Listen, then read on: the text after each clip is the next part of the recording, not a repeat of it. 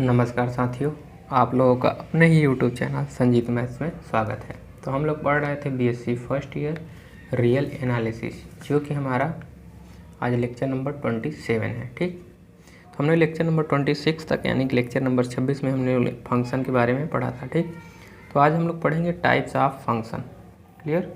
तो उससे पहले हम लोग पढ़ेंगे डोमेन एंड को डोमेन क्या होता है, रेंज के बारे में हम लोगों ने कल चर्चा कर लिया था। तो आज हम लोग हेडिंग लगाएंगे डोमेन एंड को डोमेन क्या होता है किसी भी फंक्शन का, उसे निकाल लेंगे। उसके बाद टाइप्स ऑफ फंक्शन पे हम लोग चलेंगे।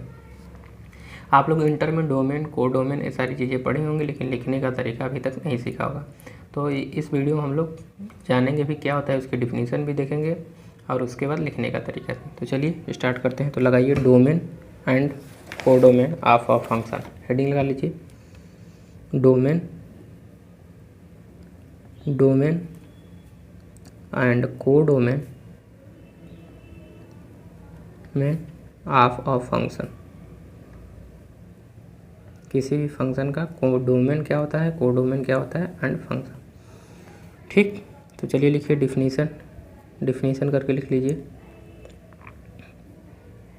डिफिनीसन लिख लीजिए, उसके बाद हम समझाते हैं आपको डायग्राम के माध्यम से। तो पहले लिख लीजिए लेट एफ क्या है हमारा, एक्स इज सबसेट ऑफ, ऐसे लिख लीजिए subset of X cross Y.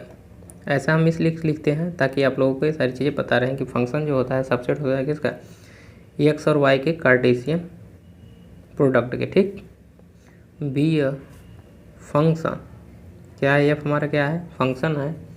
Then it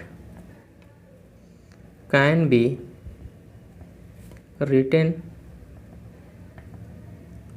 as, कैसे लिखा जा सकता है कि एफ इज फंक्शन कहाँ से, from X to Y and defined as,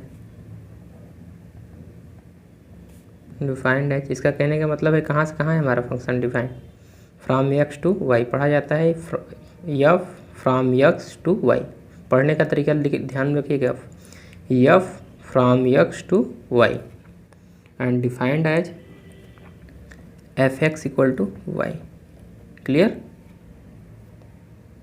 for all X belongs to X, यानी कि जो हमारा फंक्शन डिफाइंड होता है कि यदि हमारा कोई, मान लीजिए हमारा सेट एक्स है, ये हमारा सेट वाई है और ये हमारा फंक्शन क्या डिफाइंड है, एफ, यानी ये हमारा सेट एक्स ए वाई।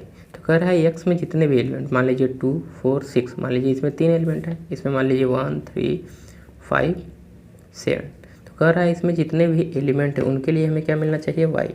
यानी जितने भी एलिमेंट हैं सबके लिए क्या मिलना चाहिए, सबका रिलेशन किसी न वाई के किसी न किसी एक एलिमेंट से होना चाहिए। तो यानी वाई का रिलेशन 2 का रिलेशन 1 से कर दीजिए, 4 का रिलेशन 5 से कर सकते हैं, 6 का रिलेशन 3 से कर सकते हैं। ठीक, और वाई के साइड में तो कुछ एलिमेंट छूट भी सकते हैं, लेकिन इधर कोई भी एलिमेंट नहीं छूटना चाहिए, क्योंकि फॉर ऑल एक्स, और सभी एक्स के लिए एक कम से कम एक वाई तो वाई मिलना ही चाहिए। तो वाई देखिए इसके लिए क्या मिला, वाई इक्वल टू 1, यहाँ वाई इक्वल टू क्या मिला 5, यहाँ वाई इक्वल टू 3। ठीक, यानी कि एफ एक्स की जगह पे अगर हम 2 रखेंगे तो वाई इक्वल टू क्या मिलेगा हमें, वाई इक्वल टू 1 मिलेगा। जब एफ इक्वल टू हम क्या रखेंगे 4 यहाँ रखेंगे, इसके माध्यम से अगर जो है हमारा फंक्शन डिफाइंड है तो इसके लिए क्या मिलेगा 5 मिलेगा। एफ इक्वल टू यहाँ 6 रखेंगे तो क्या मिलेगा 3 मिलेगा। क्लियर? समझ में आ गया सबको? चलिए तो लिखिए अब यहाँ पर इन दिस केस, यानी जो हमारे फंक्शन डिवाइड है इस केस में जो हमारा सेट एक्स है is called, is said to भी लिख लीजिए या इज कॉल्ड लिखिए, सेड टू भी लिखिए, सेड टू भी क्या कहा जाएगा, डोमेन। जो हमारा पूरा का पूरा सेट एक्स है वो क्या कहा जाएगा, डोमेन। यानी कि ये पूरा का पूरा सेट जो हमारा एक्स है वो क्या होगा, domain of F and Y is said to be, capital Y है ध्यान रखिएगा, यहाँ स्मॉल वाई था, said to be small Y, said to be, element को स्मॉल एक्स से या स्मॉल वाई से दिखाते हैं, जबकि सेट को capital X and capital Y से। ठीक, is said to be codomain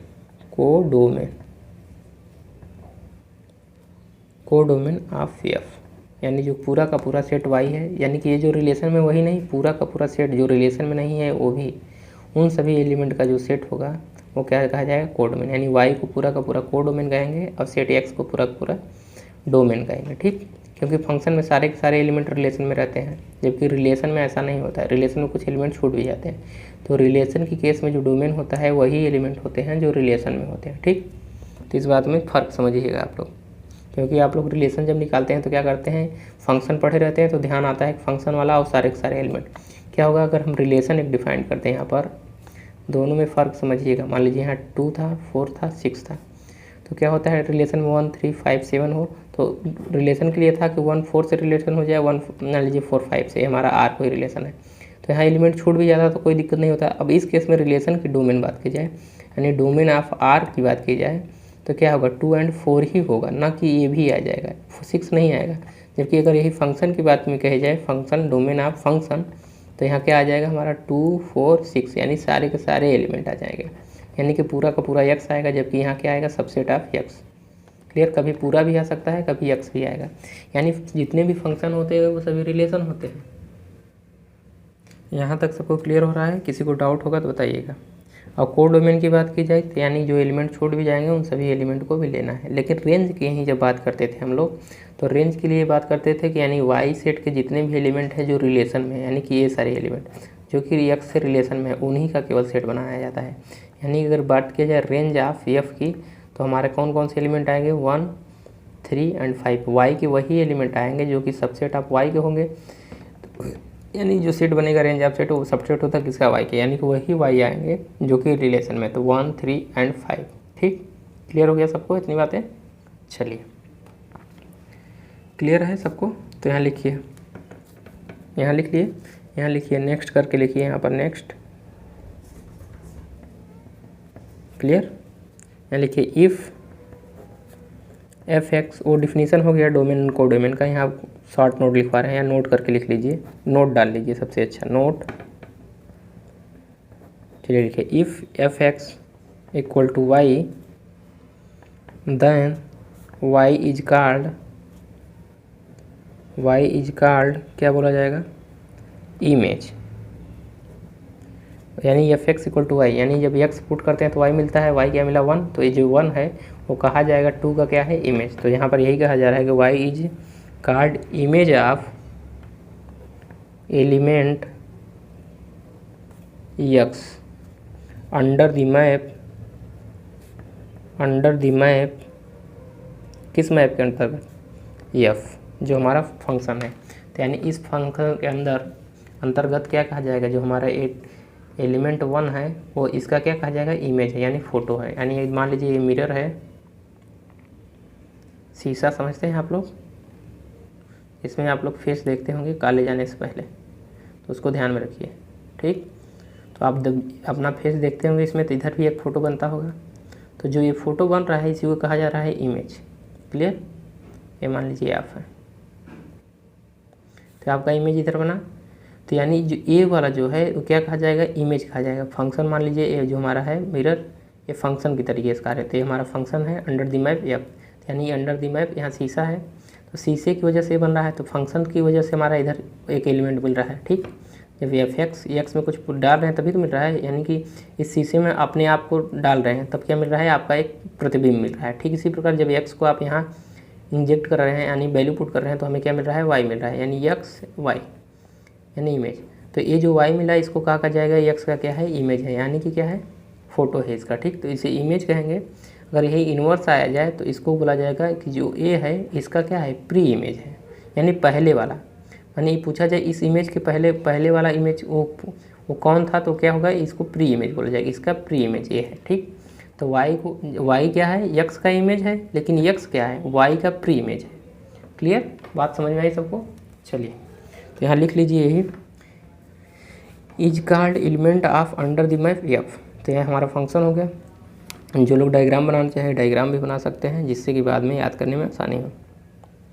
under the map F, and लिख लीजिए, and X is called pre image of F, sorry, pre image of Y under the map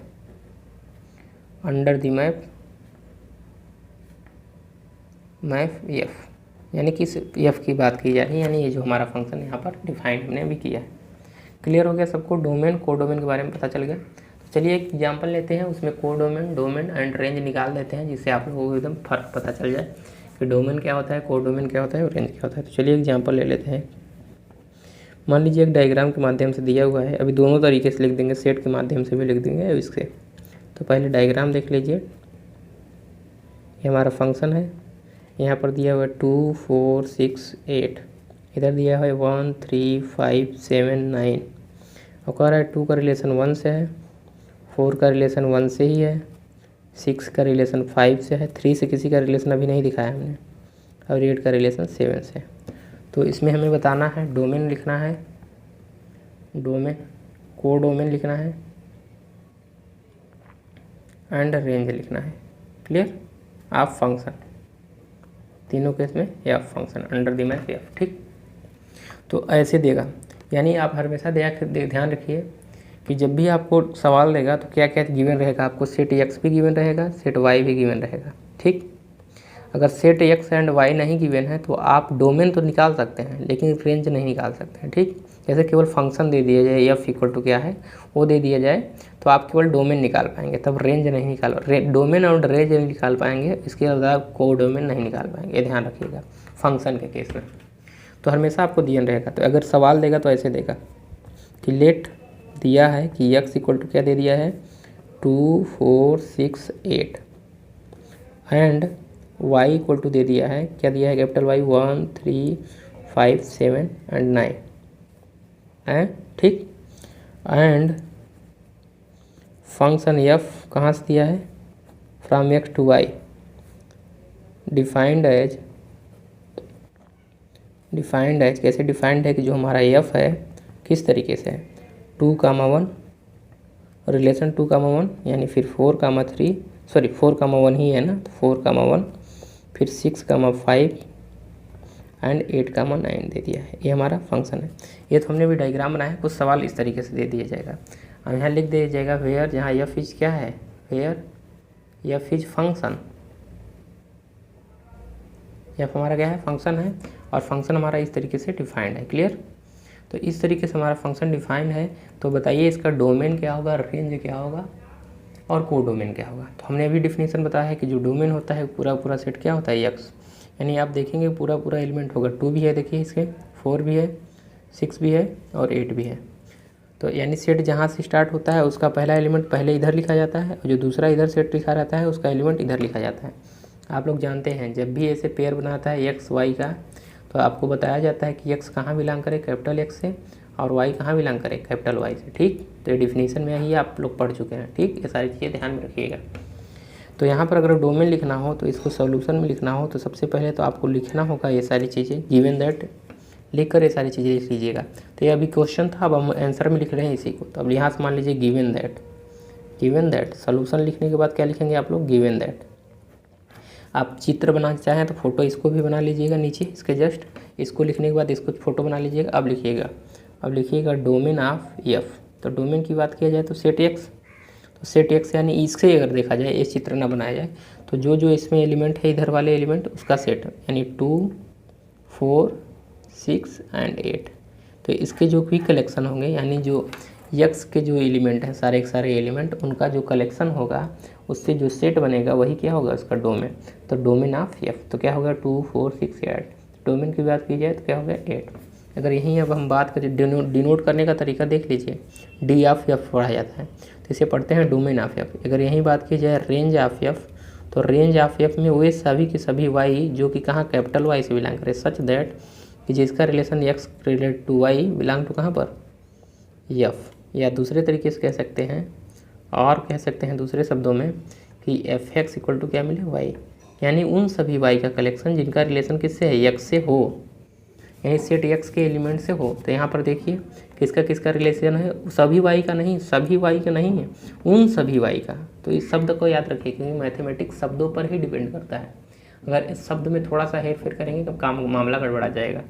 तो यहाँ कह रहा है कि उन सभी वाई का सेट जो कि एक्स से रिलेशन रखते हों। तो जैसे कि इधर आएंगे तो उन सभी वाई, अगर 3 लेंगे तो 3 तो नहीं रख रहा है तो 3 की बात नहीं करेंगे, जो रख रहे हैं उनकी बात की जा रही है। यानी 1 तो 1 देखिए अब 2 से भी है 4 से भी है, उल्टा जाएंगे यानी प्री में जिसका है तो 1 को लिया जाएगा, तो यानी इसके एलिमेंट में आएगा 1 भी आएगा। अब 3 के देखिए 1 के लिए क्या है 2 भी आएगा 4 भी आएगा, तो यहाँ लिख सकते हैं, सॉरी 1 लिखना है ना, हमें इधर वाला y का एलिमेंट लिखना है तो 1 लिख सकते हैं। देखिए अगर 2 के लिए देखा जाए तो y 1 है यानी यहाँ से लिखा जाए कि यानी इधर वाला रेंज में इधर के एलिमेंट, तो 1 है, फिर क्या है 1 है, फिर क्या है 5 है, फिर क्या है 9 है। तो देखिए किसी भी सेट में एक एलिमेंट 2 बार रिपीटिशन होगा तो उसे क्या करते हैं हटा देते हैं, तो 1 5 और 9 क्लियर। तो 1 5 9 हमारा क्या हो गया रेंज, तो फंक्शन का रेंज क्या हो गया 1 5 एंड 9। अब बात करते हैं कोडोमेन, तो यहीं लिख लेते हैं कोडोमेन, आप नीचे लिखिएगा जगह नहीं हम इसलिए यहाँ लिख रहे हैं। तो कोडोमेन लिखते हैं तो उसको ऐसे ही लिखना पड़ता है डोमेन, तो आप लैंग्वेज के रूप में ही लिखेंगे कोडोमेन। तो कोडोमेन जब यहाँ लिखेंगे तो क्या लिखेंगे बताइए, सेट पूरा का पूरा क्या होना चाहिए वाई, तो पूरा का पूरा सेट वाई, चाहे वो रिलेशन में हो चाहे ना हो एलिमेंट, तो उन सभी एलिमेंट को लिख देंगे। तो 1 3 5 7 एंड 9 क्लियर हो गया सबको। चलिए और एक बात ध्यान में रखिएगा, हम बता दे रहे हैं आपको, डोमेन जब भी आपको निकालना हो तो आप ये ध्यान में रखिएगा कि जो हम जिस डोमेन में हमारा सेट एक्स है जो, और हमारा जो सेट वाई है उसमें जिन जिन वैल्यू को हम फंक्शन में पुट कर सकते हैं, यानी एफ एक्स, यानी जिन जिन एक्स को हम यहाँ पुट कर सकते हैं जिसके लिए हमारा फंक्शन बरकरार रहे, यानी कि फंक्शन बना रहे, ना कि फंक्शन से अलग चला जाए। ठीक, तो यानी फंक्शन बना रहा है, जिन जिन एलिमेंट को आप डाल सकते हैं वो सारे के सारे क्या हो जाएंगे डोमेन के एलिमेंट हो जाएंगे। ठीक, एक्स से क्लियर है सबको। अब यहाँ पर 3 आप डाल देंगे तो गड़बड़ हो जाएगा, क्योंकि 3 यहाँ पर नहीं है, तो एफ में 3 थोड़ी ना डाल सकते हैं, तो 3 यहाँ पर डोमेन में इसके नहीं आएगा, क्योंकि जो हमारा डिफाइंड है उस पर ध्यान रखिएगा, किस पर डिफाइंड है पहले वहीं से पुट करना है, यानी 2 4 6 8 डालेंगे तो हमें वैल्यू मिल जाएगी, तो सारे के सारे क्या हो जाएंगे इसका डोमेन, कोडोमेन एंड रेंज आप लोगों ने देख लिया है। चलिए अब देखते हैं टाइप्स ऑफ फंक्शन, तो हेडिंग लगाइए टाइप्स ऑफ फंक्शन, तो यहाँ से हेडिंग लगाइएगा आप लोग टाइप्स ऑफ फंक्शन। आप लोगों ने इंटर में पढ़ा होगा टाइप्स ऑफ फंक्शन, इंटर में नहीं 11th में शायद, क्योंकि इंटर में तो कैलकुलस आ जाता है ना, डिफरेंशिएशन एंड इंटीग्रेशन सारी चीज़ें आ जाती हैं, वहाँ पर मैट्रिक्स पढ़ते हैं आप लोग, फंक्शन नहीं पढ़ते हैं, इसकी पढ़ते हैं। चलिए अगर होगा तो आप लोग पढ़ ही रहे होंगे फंक्शन, लेकिन 11th में ही फंक्शन पढ़ा दिया जाता है, लेकिन थोड़ा सा इंटर में भी पढ़ाया जाता है फंक्शन। ठीक, चलिए सेट शायद 11th में पढ़ाया जाता है और थोड़ा सा फंक्शन लगभग रहता है। तो चलिए यहाँ पर टाइप्स ऑफ फंक्शन देखेंगे, तो फंक्शन के अब वेराइटीज देखेंगे। फंक्शन तो हमने पढ़ा है, फंक्शन तो हमारा फंक्शन ही रहेगा, फंक्शन के नए नए नाम आएंगे। ठीक, तो उन फंक्शन को पढ़ना है, और ये सारे के सारे फंक्शन से रिलेटेड जो हमारा एक नया फंक्शन बनेगा बाइजेक्टिव फंक्शन, आप लोग जानते होंगे बाइजेक्टिव जो लोग पढ़े हैं, तो उससे रिलेशन काफ़ी ज़्यादा पूछे जाते हैं क्वेश्चन बाइजेक्टिव फंक्शन से, कि बताइए कि यदि कोई 2 फंक्शन बाइजेक्टिव कब होंगे, उससे रिलेटेड क्वेश्चन भी उठते हैं, सबसे ज़्यादा उसी से उठते हैं। इन लोगों के चांसेस जो अभी हम टाइप्स ऑफ फंक्शन पढ़ेंगे इनका, तो अगर इंडिविजुअल देखा जाए तो कोई रोल ज़्यादा प्ले नहीं करता है यहाँ के क्वेश्चन में जो एग्ज़ाम में पूछा जाएगा, लेकिन हालांकि बाइजेक्टिव में ये सारी चीज़ें यूज होंगी, इसलिए इन सभी को जानना ज़रूरी है, और कभी कभी पूछ भी लेता है। तो यानी कि इंडिविजुअल नहीं, लेकिन बाइजेक्टिव जब पूछेगा तो उसमें ये सारी चीज़ें आ जाती हैं, तो एक तरीके से कहा जाए तो इनका भी इम्पोर्टेंस है, ऐसा नहीं है कि नहीं है। लेकिन सिंगल कभी ये नहीं पूछा जाएगा कि आप वन फंक्शन क्या होता है आप डिफाइन कीजिए, जब भी पूछा जाएगा बाइजेक्टिव से रिलेट करके ही पूछा जाएगा। तो बाइजेक्टिव पूछा जाएगा तो आपको 1 1 भी बताना पड़ेगा, 1 2 भी बताना पड़ेगा। तो आप इंटर में पढ़े होंगे तो ये सारी चीज़ें जान रहे हैं, लेकिन लिखना अभी तक नहीं सीखा है। तो यहाँ पर मेन मोटिव रहता है लिखने का तरीका सीखना, क्योंकि जितने भी लड़कों का हमने देखा है अभी मार्क्स आया है कम, वो लोग सभी बताते हैं कि हम करना तो जानते थे लेकिन लिखना नहीं जानते थे, और इसी वजह से उनका मार्क्स कम हो गया है। तो ये सारी चीज़ें जिनका मार्क्स कम होगा उनका यही रीज़न रहता है। ठीक, चलिए तो चलिए देखते हैं। अभी बहुत लोग पढ़ाई अपनी स्टार्ट नहीं किए हैं, जबकि आज कौन सा दिन है, लगभग आज चल रहा है नवंबर। ठीक, तो नवंबर में आप लोग पहुंच चुके हैं, आप लोगों का पेपर होना है। लड़के बता रहे थे जो भी स्टूडेंट हैं पढ़ रहे हैं बेसिक फर्स्ट ईयर में, वो कह रहे थे कि उनके सर जो हैं पढ़ाने आते हैं वो कह रहे हैं कि मार्च में एग्ज़ाम होगा। तो अगर मार्च में एग्ज़ाम होगा तो आप लोग देख पा रहे हैं आप लोगों के लिए 4 महीने केवल बचे हैं। 4 महीने यानी लगभग कहा जाए तो 120 दिन, और 120 दिन का यूज आप नहीं कर पाएंगे। कुछ दिन तो ऐसा डिस्टर्बेंस रहता है कि आप पढ़ ही नहीं सकते, कॉलेज भी रहता है, प्रैक्टिकल भी रहता है, सारी चीज़ें रहती हैं, तो आप लोग रिवाइज नहीं कर पाते हैं उस समय। वीडियो लेक्चर तो ले सकते हैं लेकिन रिवाइज नहीं कर पाते। तो रिवाइज करना ज़्यादा महत्वपूर्ण है बजाय वीडियो लेक्चर लेने के। तो ये सारी चीज़ें ध्यान रखिएगा। और एक समय ऐसा आएगा तो कि जब एग्ज़ाम होने लगेगा, प्रैक्टिकल एग्ज़ाम भी देना है और नोट्स भी बनाना है, प्रैक्टिकल फाइलें बनानी रहती हैं, सारी चीज़ें वाइवा देना रहता है, उन सभी को पढ़ना रहता है। और 9 पेपर हो जाते हैं, 3 सब्जेक्ट में 3-3 पेपर, तो ये सारी चीज़ें पढ़ना थोड़ा मुश्किल हो जाता है। तो ये चीज़ें अभी से अगर बरकरार करेंगे, रिवीजन करते चलेंगे, तो आपको लास्ट टाइम पे जब एग्ज़ाम आएगा उस समय आपको सफिशिएंट टाइम यानी कि पर्याप्त समय मिलेगा जिससे कि आप लोग अपना रिवीजन कर सकेंगे। तो चलिए अब हम लोग अपना डिस्कस करते हैं इस पर, नहीं तो हम दूसरे पॉइंट पे चलेंगे तो बहुत ज़्यादा हो जाएगा डिस्कस। हम बाद में एक वीडियो बनाएंगे इस पर, जो लोग चाहते हैं कि इस पर बना दिया जाए कि अपने मतलब सब्जेक्ट को कैसे पढ़ा जाए, तो आप लोग कमेंट कर दीजिएगा, हम बना देंगे उस पर, ठीक। तो जैसा कमेंट आएगा जितने लोगों का उसके हिसाब से देखा जाएगा, ठीक। तो चलिए लिखिए हमारा टाइप्स ऑफ फंक्शन। पहला लिख लीजिए 1-1 फंक्शन, 1-1। इसी को दूसरा नाम दिया जाता है इंजेक्टिव। 1-1 मैप या इंजेक्टिव मैप, मैप कहिए या फंक्शन कहिए, दोनों बात एक ही है। क्लियर हो गया सबको? तो यहाँ लगा लीजिए 1-1 और इंजेक्टिव मैप या फंक्शन। मैप को ही फंक्शन कहते हैं, बहुत लोग कन्फ्यूज मत हो जाइएगा, मैप यहाँ लिख दिया हूँ तो। हेडिंग लग गई सबकी? चलिए अब समझिए, जैसे एक व्यक्ति के 2 नाम होते हैं, कभी कभी देखते होंगे स्कूल का कुछ और नाम होता है। मान लीजिए कोई पर्सन है एक ए, तो इसका स्कूल का कोई और नाम है, स्कूल में कुछ और नाम है, और दोस्त उसे कुछ और नाम से बुलाते हैं या घर वाले कुछ और नाम से बुलाते हैं, तो यानी इसके 2 नाम। वैसे ही 1-1 के भी 2 नाम हैं, एक 1-1 हो गया, एक इंजेक्टिव हो गया। तो कभी भी अगर इंजेक्टिव पूछा जाए तो इसका मतलब 1-1 ही पूछा जा रहा है, या 1-1 पूछा जाए तो इसका मतलब इंजेक्टिव ही पूछा जा रहा है। तो चलिए इसका डेफिनेशन लिख लीजिए सीधे सीधे डेफिनेशन। तो 1-1 में ध्यान रखिएगा, इंजेक्टिव माने इंजेक्शन।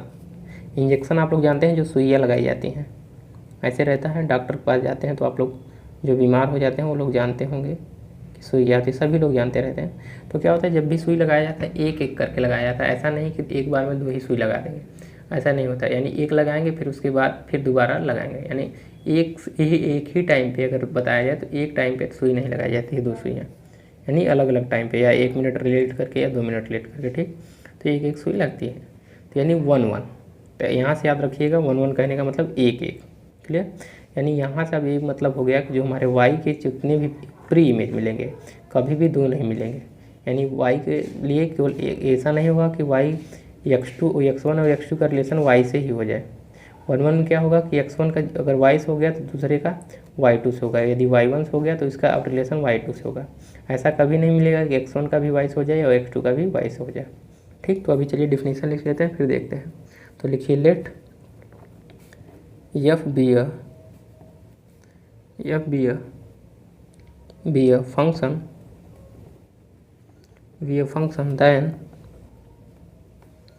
then या ऐसे लिख लीजिए, यहाँ पर सबसेट लिख लीजिए, ज़्यादा सही है। देन या ऐसे लिखिए let f from x to y be a function. Subset नहीं लिखते तो ऐसे लिखिए अ फंक्शन, जैसे पता रहे ना कहाँ से कहाँ है हमारा फंक्शन।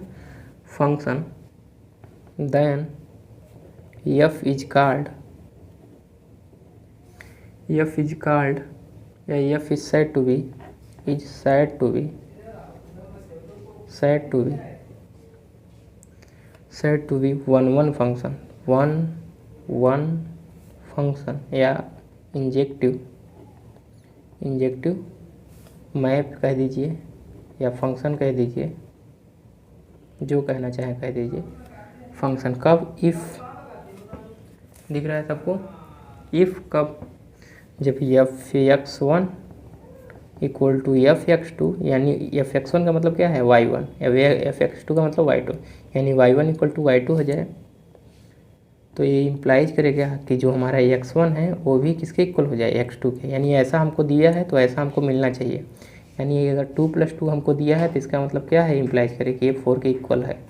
यानी अगर 2+2 दिया है तो इसका मतलब 4 हमें मिलना चाहिए। क्लियर है सबको? तो ये बातें आप लोग ध्यान में रखिए। अगर आपको 2+2 दिया है इसका मतलब क्या है कि आपको मिलना चाहिए 2+2 = 4।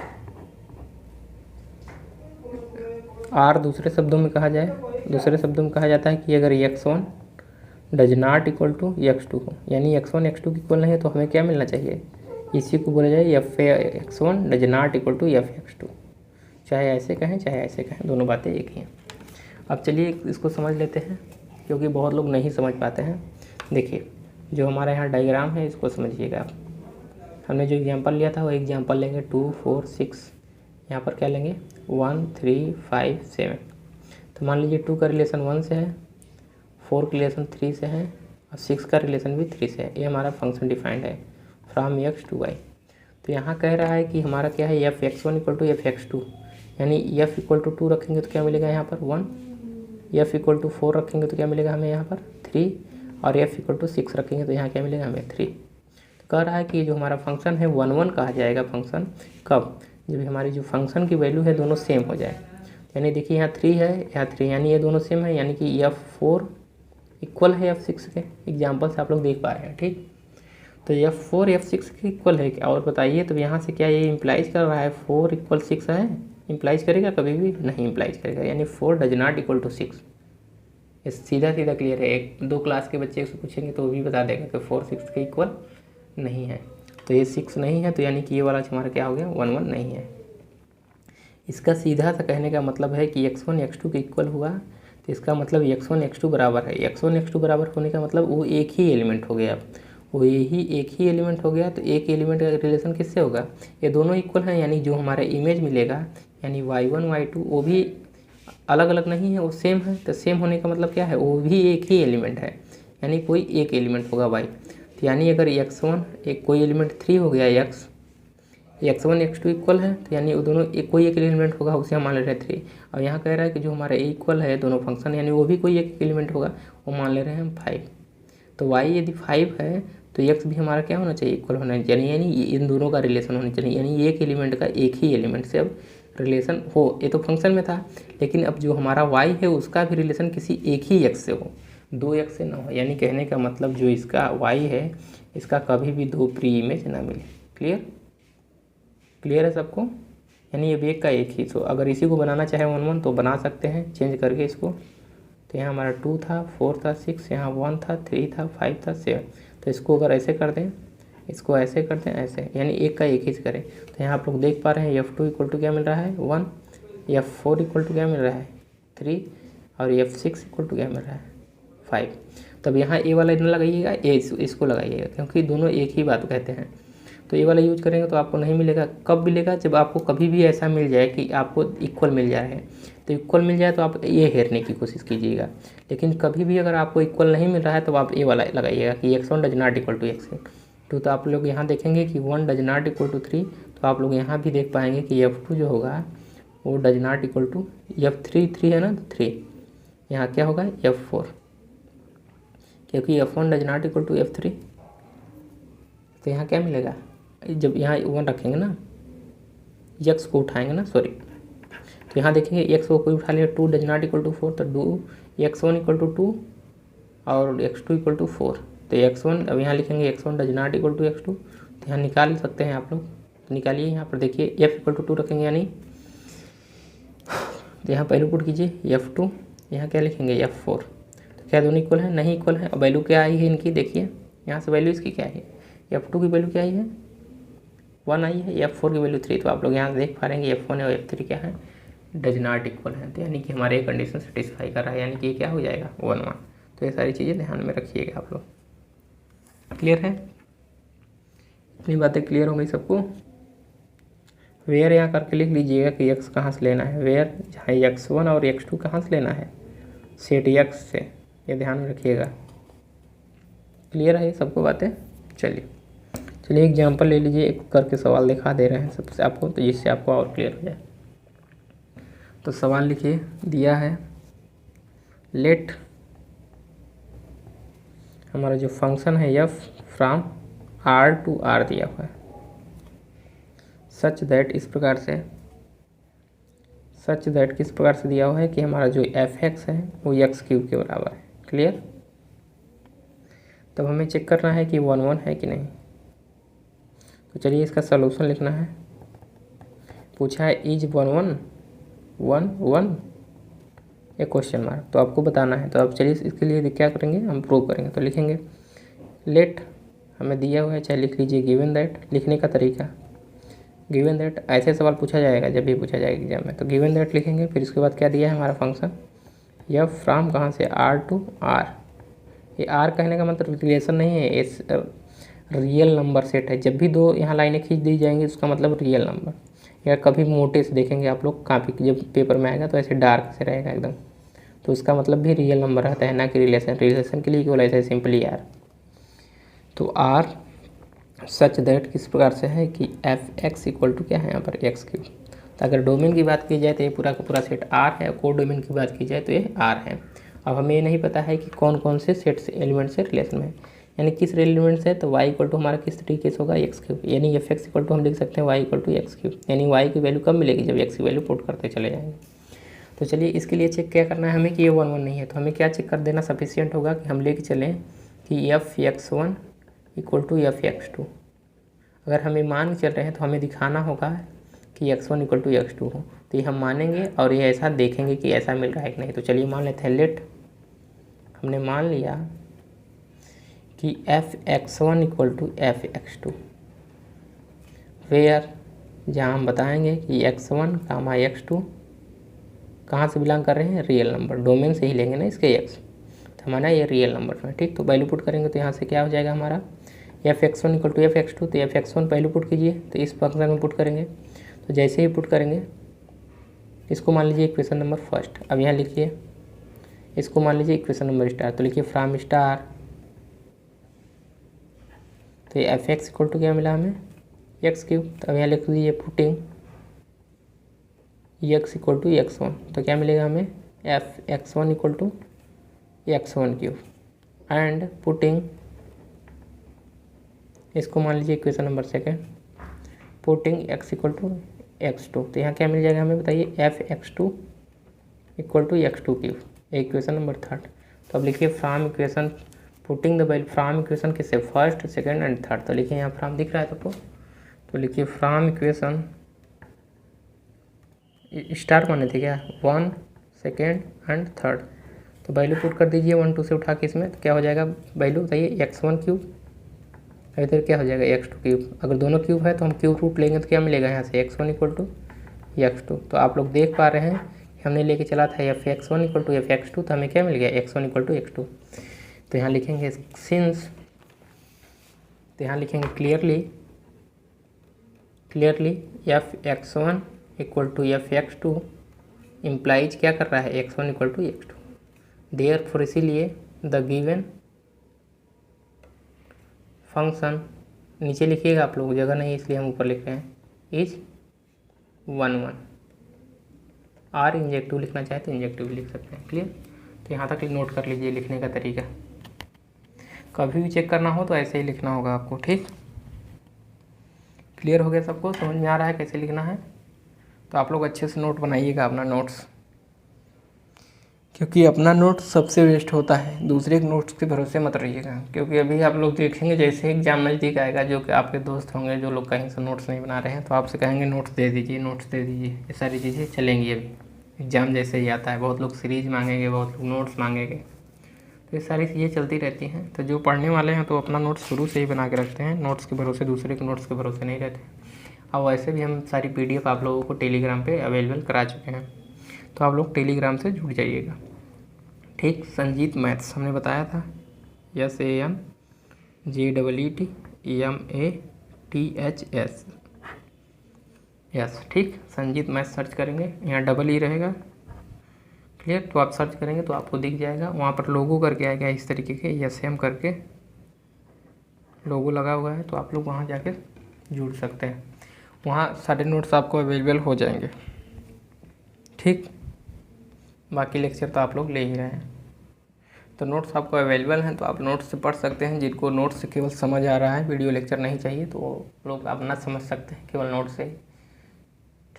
तो ये सारी चीज़ें उसमें लिखी हुई हैं, सारी चीज़ें अच्छी तरीके से।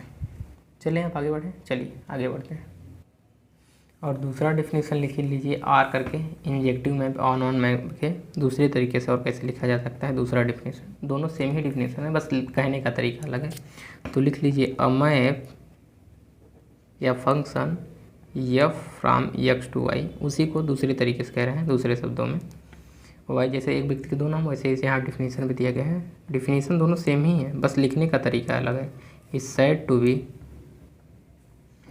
बी इंजेक्टिव R11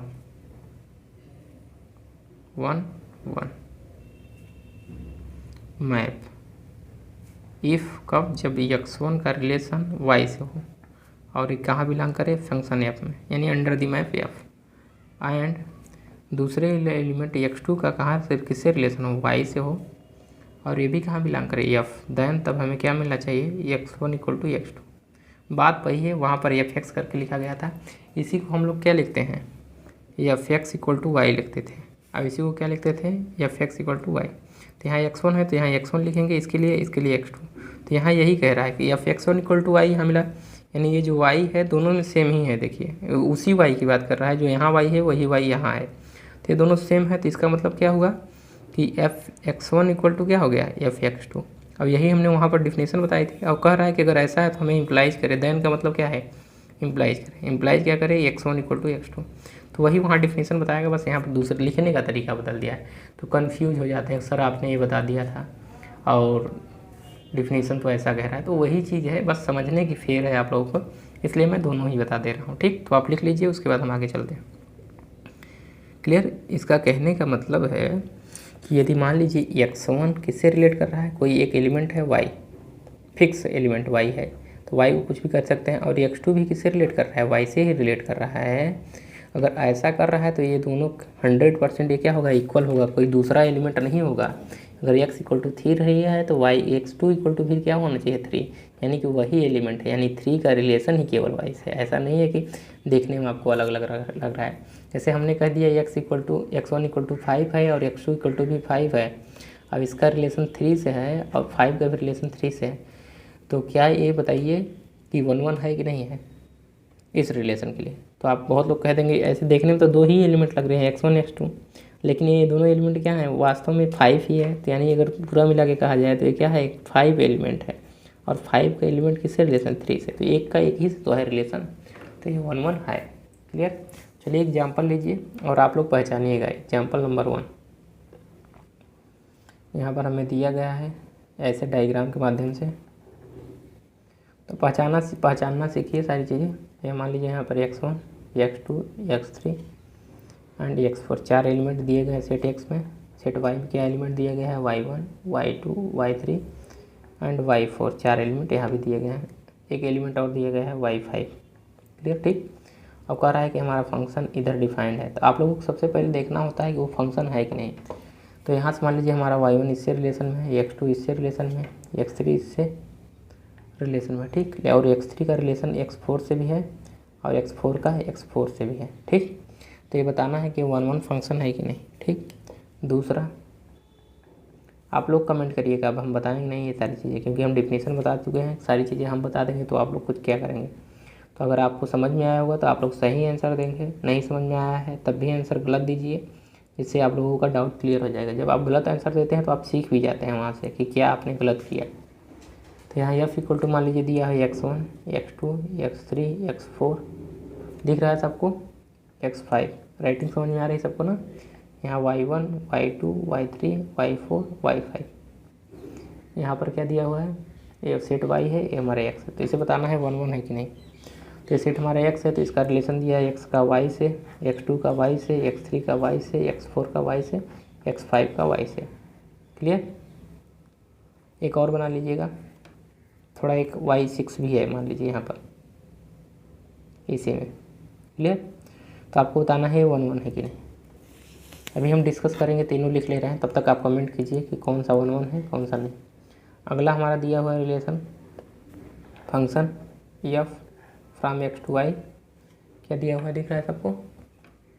चलिए अगला दिया हुआ है x1 x2 x3 x4, इधर दिया हुआ है हमारा y1 y2 y3। क्लियर। और इसका रिलेशन हमारा इससे दे दिया है, x2 का इससे, x3 का इससे, x4 का इससे दे दिया है। तो ये बताना है 1 है कि नहीं। ठीक। अब एक हम एलिमेंट आपको देंगे, इतनी बातें क्लियर हुई सबको। एक और बढ़ा लीजिए, यहाँ पर y4 भी दिया हुआ है। अब नंबर 4, ये आपको HW रहेगा, ये आप लोग कमेंट करिएगा बाद में, पहले इन तीनों पे डिस्कस कर लीजिए, उसके बाद इस पर करते हैं। HW है आप लोगों का, जो इस रिलेशन को आपको खुद ही डिफाइन करना है। सेट हम दे रहे हैं x to y, और जो इसको 1-1 बना देगा उसे 10 रुपीज़ वाला चॉकलेट इनाम में दिया जाएगा, ठीक। अब बहुत लोग पूछेंगे कैसे आप हमको देंगे, तो कॉलेज में हम आके देंगे, ठीक। तो आप लोग बता दीजिएगा किस कॉलेज से हैं। अगर कॉलेज वाले होंगे तो कॉलेज में आके देंगे, कैंपस वाले होंगे तो कैंपस में। लेकिन आपको 1-1 अगर बना पाते हैं तब देंगे, ऐसा नहीं है कि आप 1-1 इसको नहीं बना पाएंगे तो नहीं देंगे। चलिए एलिमेंट ले लीजिए, x1, x2, x3, x4 and x5, 5 element है। यहाँ पर हमारा है y1, y2 एंड y3। तो इसको आपको बनाना है 1-1। अगर आप इस फंक्शन को 1-1 बना पाएँ, ठीक, तो आपको चॉकलेट दिया जाएगा, ठीक। फंक्शन ही नहीं बनाना है, 1-1 फंक्शन बनाना है। अगर आप इसको 1-1 बना देंगे तो हम आपको 10 रुपये वाला चॉकलेट इनाम में मिलेगा आप लोगों को। क्लियर। चलिए अब इस पर हम डिस्कस कर लेते हैं। तो यहाँ पर ध्यानपूर्वक देखिए, पहले देखिए चेक करेंगे तो फंक्शन के लिए क्या होता है कि इधर के सारे एलिमेंट रिलेशन में हो, तो सारे के सारे हैं, क्लियर है। अब कहता है फंक्शन कि इधर के जो एलिमेंट है इनका 2 इमेज नहीं मिलना चाहिए। तो चलिए देखिए, x का केवल एक ही इमेज है y1, x2 का एक ही इमेज है y2, x3 का 2 इमेज आ गया, देखिए y3 भी आ गया, y4, यानी ये पहले की बात फंक्शन ही नहीं रहेगा, नॉट फंक्शन। नॉट फंक्शन, जब फंक्शन ही नहीं आया तो 1-1 फंक्शन की बात कहाँ से करेंगे। तो यहाँ पर बात समाप्त होती है। इसकी बात करेंगे तो देखिए ये सारे के सारे एलिमेंट रिलेशन में है। अब देखिए x1 का y1 है, x2 का y2 है, x3 का y3, x4 का y4 है, x5 का y5 है। तो यानी यहाँ सारे के सारे एलिमेंट है और एक ही एलिमेंट से रिलेशन में। तो चलिए ठीक है, अब इसका देखते हैं प्री इमेज। तो हमें क्या 1-1 के लिए क्या चाहिए कि इधर के जो एलिमेंट है जितने भी रिलेशन में हैं उनका क्या होना चाहिए, एक ही प्री इमेज होना चाहिए। यानी प्री इमेज भी क्या हो, इमेज एक ही हो। लेकिन फंक्शन के केस में क्या होता है कि 2 प्री इमेज हो सकते थे। फंक्शन के केस में था कि 2 प्री इमेज हो सकते हैं, लेकिन अगर वही फंक्शन 1-1 हो जाए तो उसके एक ही अब प्री इमेज मिलना चाहिए। जैसे इधर का एक ही इमेज मिलना चाहिए, इधर से भी अब क्या मिलना चाहिए, एक ही प्री इमेज। तो y1 का x1, y2 का x2, y3 का x3, y4 का x4, y5 का x5, यानी किसी का 2 नहीं मिला। और y6 का नहीं चेक करेंगे क्योंकि ये रिलेशन में नहीं है, हम उन y का चेक करेंगे जो रिलेशन में है। यानी y5 से लेके y1 तक, y1 से लेके y5 तक, y6 की बात ही नहीं करेंगे जब ये रिलेशन नहीं है। तो यानी ये क्या हो गया, 1-1, 1-1। क्लियर है। आप y3 की बात करें तो आप ऐसा कभी भी नहीं बना पाएंगे। वो कभी भी, जैसे मान लीजिए y3 हम पूछें तो उसके लिए आप x1 की वैल्यू पूछा जाए तो आप एक ही x बता पाएंगे इस फंक्शन के माध्यम से, ठीक। तो ये हो गया हमारा 1-1। इसकी बात करें तो देखिए यहाँ सबका रिलेशन तो है, y1 से है, इसका y2 से है, इसका y3 से है, इसका y2 से है, ठीक। क्लियर है। तो हमारा इसका एक ही इमेज मिला, x1 के लिए एक ही इमेज y1 मिला, x2 के लिए भी एक ही इमेज मिला y2, x3 के लिए एक ही इमेज मिला y3, और x4 के लिए भी एक ही इमेज मिला y4।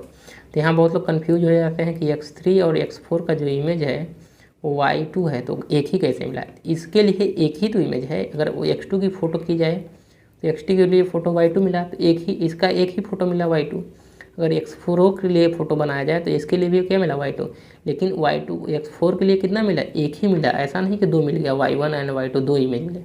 इमेज तो एक ही मिला, भले इमेज दोनों सेम हो, उसकी बात नहीं कर रहे हैं हम बात कर रहे हैं कि इसका जो इमेज मिले एक ही इमेज मिले, यानी नंबर ऑफ इमेज कितने हो, 1। नंबर ऑफ इमेज की बात कर रहे हैं हम। तो नंबर ऑफ इमेज कितने मिले हैं, 1 ही मिले हैं। और यहाँ भी 1 ही नंबर ऑफ इमेज मिले हैं x2 के लिए बात करें तो। और दोनों के लिए बात करें तो सेम हो जा रहे हैं, उससे हमसे मतलब नहीं है। क्लियर, समझ में आया सबको।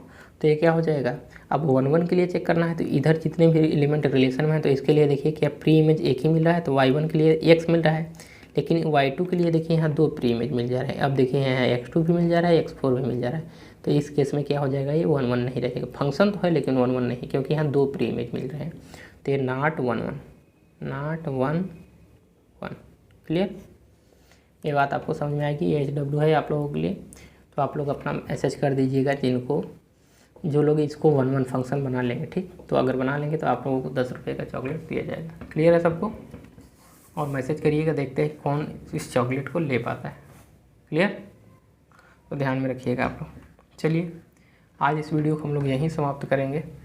और जो लोग अभी तक टेलीग्राम से नहीं जुड़े हैं वो लोग जुड़ जाइए, और आप लोग व्हाट्सएप पे मैसेज कर दीजिएगा, जिससे आप लोग को व्हाट्सएप ग्रुप में भी जोड़ दिया जाए 8808023920, जिससे कोई भी इन्फॉर्मेशन देना हो तो आप लोगों के लिए पहुँच जाए। तो 8808023920 ये व्हाट्सअप नंबर है।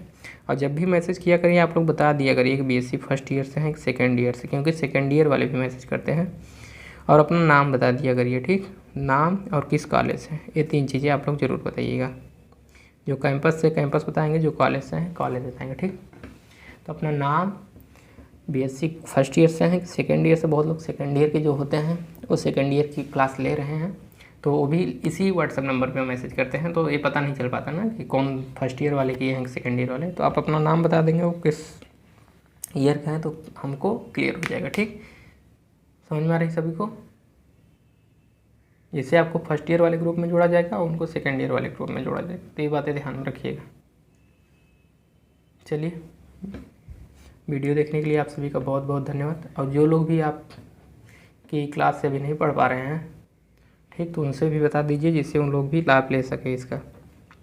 क्लियर? क्योंकि बहुत लोग ऐसे हैं जिनके पास फ़ीस देने के लिए कोचिंगों में उतना सफिशिएंट उनके पास फ़ीस नहीं है, क्योंकि कोचिंगों की फ़ीस आप लोग भी जानते हैं, वो लोग भी जानते हैं। तो ना तो वो किसी कोचिंग से पढ़ पाते हैं, ना ही कॉलेज में उनको समझ में आता है। तो इस जगह से क्या होता है कि उनका जो पढ़ाई होता है पूरा का पूरा डिस्टर्ब चलता है, और लास्ट के ईयर में जब वो पेपर देते थे या तो उनका बैक लग जाता है या तो वो फेल हो जाते हैं। तो ऐसी कंडीशन किसी की ना आए, क्योंकि जब आप एक ईयर बर्बाद करते हैं तो आप एक ईयर ही नहीं बर्बाद करते हैं, उसके पीछे आप यहाँ रहने का खर्च, रूम रेंट, ये सारी चीज़ें अगर आप जोड़ेंगे लगभग 50,000 मिनिमम चला जाता है सबका।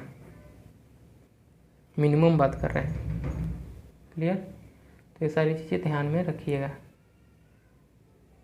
तो किसी का ये सारी चीज़ें बर्बाद न जाए। एक ईयर जो समय जाता है, पैसा तो आप ला भी सकते हैं बाद में, लेकिन जो समय जाता है इस जो एक ईयर, वो बाद में बहुत खलता है, और बहुत लोग इससे उभर भी नहीं पाते हैं कि हमारा एक ईयर चला गया, हमारा एक ईयर चला गया।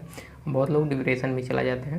तो ये सारी चीज़ों से बचें आप लोग, ठीक। तो चलिए, वीडियो देखने के लिए आप सभी का बहुत बहुत धन्यवाद।